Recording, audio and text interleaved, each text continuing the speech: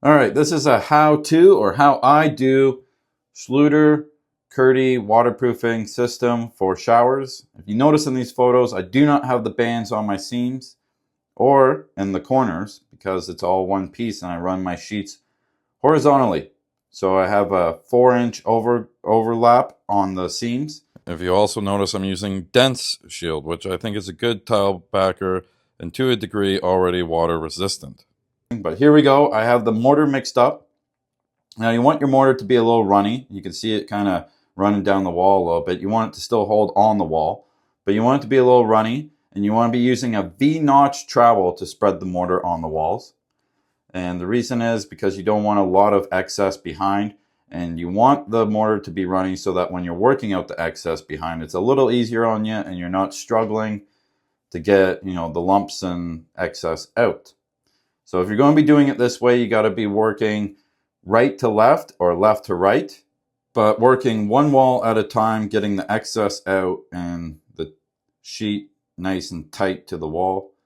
You also want to make sure that your corners are not rounded and crisp. I do have a little trick that I'm going to show, but one thing I want to point out here is that I overlap this bottom sheet 2 to 3 inches onto the pan, and I still use a 5-inch band on top of that to connect the pan to the walls. Here's the little trick to get your corners nice and tight. You use one knife to pinch the corner and the other knife to work out the excess.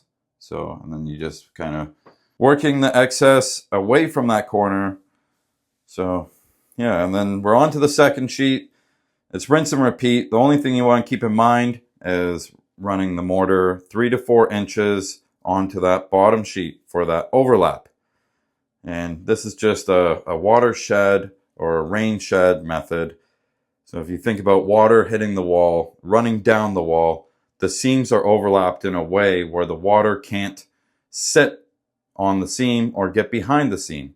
So I also use this method when I'm doing the niche behind me there. And I have that piece just running across it right now. So I'll cut the sides and then fold over the bottom sill along the back of the niche, and then use a second piece to cover the sides and the top of that niche, giving it this rain shed again. So rain shed method. Anyways, I hope this helps, and this is how I install the Schluter Kerdi system.